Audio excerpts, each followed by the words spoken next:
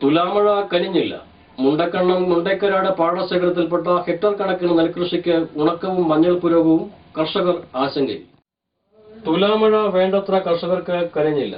മിക്ക പാടശേഖരങ്ങളും ഉണക്കവും മഞ്ഞെടുപ്പും വ്യാപകമായതോടെ മിക്ക കർഷകരും വായ്പ എങ്ങനെ തിരിച്ചടയ്ക്കുമെന്ന ആശങ്കയിലാണ്.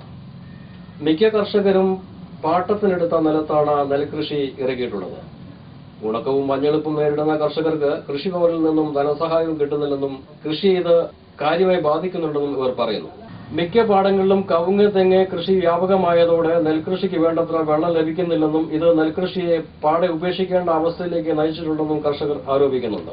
കിട്ടാത്തതുകൊണ്ട് അവർ തെങ്ങ് വെക്കാനാ. പക്ഷെ അതിപ്പോ നമുക്ക് പറയാൻ പറ്റില്ലല്ലോ. അവരുടെ സൗകര്യത്തിന് തെങ്ങ് വയ്ക്കണോ കവുങ്ങ് വയ്ക്കണോ, അതിപ്പോ നമുക്ക് അവരോട് വെക്കണ്ടെന്ന് പറയാൻ പറ്റില്ല. കാരണം അവർക്കും ഇതേ ബുദ്ധിമുട്ടാണ് അനുഭവപ്പെടുന്നത്. വിളവെടുക്കേണ്ട നെൽകൃഷിയിൽ വെള്ളം ലഭിക്കാതെ വരുമ്പോൾ ഓലകരിച്ചിലും നിലംവിള്ളൽ വീഴലും ഒപ്പം മഞ്ഞെടുപ്പും വന്നതോടെ കർഷകർക്ക് ബാധിച്ച ധനനഷ്ടമാണ് നേരിടേണ്ടി വന്നിരിക്കുന്നത്. മഴ ഇല്ലാത്തതുകൊണ്ട് നട്ടം മുതൽക്ക് മഴയില്ല. കാരണം അവിടേക്ക് വെള്ളമടിക്കാൻ വഴിയില്ല, വെള്ളം കിട്ടുന്നില്ല. ഇത്തരം ദുരിതാവസ്ഥയിൽ കർഷകർക്ക് കൃഷിഭവൻ ധനസഹായം നൽകിയില്ലെങ്കിൽ കൃഷി തന്നെ പാടെ ഉപേക്ഷിക്കേണ്ട അവസ്ഥയും വന്നേക്കാം.